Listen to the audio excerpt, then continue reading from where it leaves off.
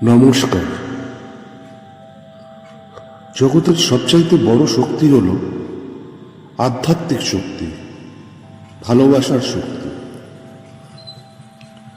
আমাদের সুখ দুঃখ, ভালো মন্দ সবসময় আমাদের মায়ের শরণাগত থাকা উচিত। মা নিজেই ছিলেন আধ্যাত্মিকতা তথা ভালোবাসার শক্তিতে পরিপূর্ণ। আমাদের আদর্শ হওয়া উচিত মা শারদা। আমরা ঈশ্বর সাধনায় কত কিছুই না করি, জপ করি, পাঠ করি, পড়াশোনা করি, পুজো করি, ব্রত করি, কিন্তু কোনো কিছুতেই কিছু হয় না। সব যেমন কেমন তালগোল পাকিয়ে যায়। স্বামীজি এক জায়গায় বলেছেন, নিঃস্বার্থ হওয়াই হলো আসল লক্ষ্য। ঈশ্বর কল্যাণময়, অথচ নিঃস্বার্থ। আমরা আচার বিচার যাই করি না কেন, সর্বপ্রথম আমাদের নিঃস্বার্থ হতে হবে। স্বার্থপরায়ণ হলে তাকে কখনোই লাভ করা সম্ভব নয়। নিঃস্বার্থ হওয়ার অর্থ হল আকর্ষণ রহিত হওয়া, যেন কোনো কিছুর আকর্ষণ আমাকে জাগতিক কোনো বিষয়ে আবদ্ধ করতে না পারে। জীবন সমুদ্র পার হওয়ার একমাত্র রাস্তা হল ভালোবাসা। স্বামীজি বলেছিলেন, বহুরূপের সম্মুখে তোমা ছাড়ি কোথা খুঁজিছ ঈশ্বর, জীবে প্রেম করে যেই জন সেই জন সে ঈশ্বর। অর্থাৎ জীব সেবাই ঈশ্বর সেবার এক এবং অদ্বিতীয় পথ, ভালোবাসা। চলুন এই বিষয়ে একটু আমরা নিজেদের বিচার করি। কথা হলো, আমরাও তো ভালোবাসি। বাবা মা, স্ত্রী, ভাই বোন, আত্মীয় স্বজন, বন্ধু বান্ধব, আরো কত না কতজনকে। কিন্তু সেখানেও শর্ত আছে। তারা আমাদের মন বুঝে চলা চায়, নইলেই মুশকিল। মনের মতন বা মনের মিল না হলে সেখানেও ভালোবাসায় ভাটা আসে।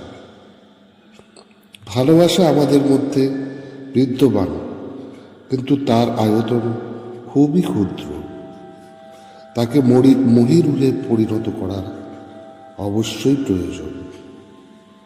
নিঃস্বার্থপরতার ক্ষেত্রে একই কথা খাটে।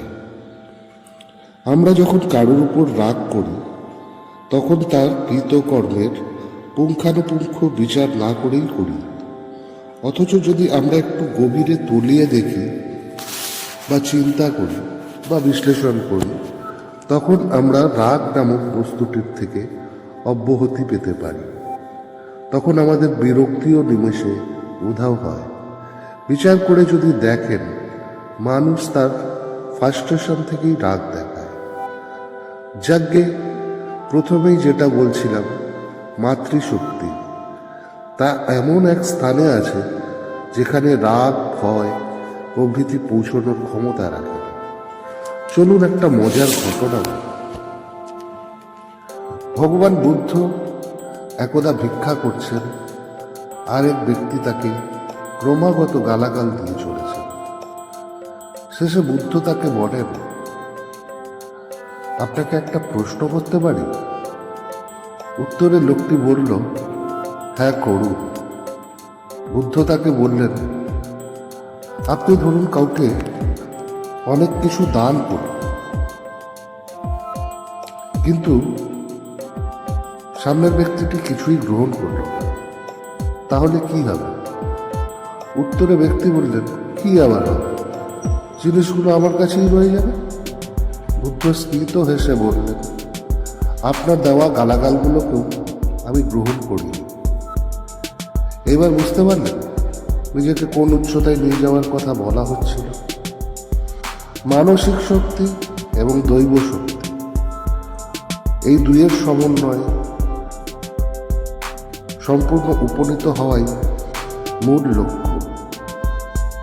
এখন প্রশ্ন হচ্ছে, আদর্শ কি? এক কথায় উত্তর হলো মা সারদা। তিনি বলেছেন, জগৎটা দুদিনের, অতএব নিরন্তর নিজের দায়িত্ব এবং কর্তব্য করে যাও, কিন্তু নিজের মন সব থেকে বিচ্ছিন্ন করে রাখো। মা বলতেন, স স স, যে সহ্য করে সে রয়, যে না করে সে না সয়। তিনি আরও বলতেন, সহ্যের সমান গুণ নেই। কি অপূর্ব কথা, অথচ কত সরল করেই না বলেছেন।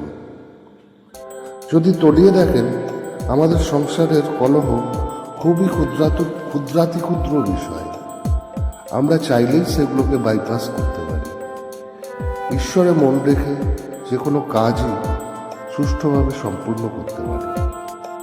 জগৎ থেকে বিচ্ছিন্ন হয়ে ইষ্টদেবের পাদপদ্মে নিজেকে সমর্পণ করুন। জগৎটা দুদিনের, আনন্দই আসল। ক্ষমা, দয়া, প্রেম, এগুলোই আসল আনন্দ, আসল শক্তি। মায়ের জীবনের দিকে তাকালে আমরা অচিরেই তা দেখতে পাই। একাধারে এক সাদামাটা নারী, অথচ কি অসাধারণ শক্তির উঠি।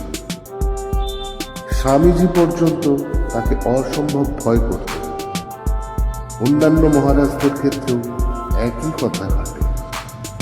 মায়ের শক্তির উৎসই ছিল ভালোবাসা, যাকে অতিক্রম করতে পারা যায় না। ছোট্ট বালকের উন্মুক্ত বাহুকে যেমন এড়িয়ে যাওয়া যায় না, মার ভালোবাসা সেই রূপ। আমাদের অন্তরেও সেই রূপ ভালোবাসাকে বিকশিত করতে হবে। জয় মা শারদা।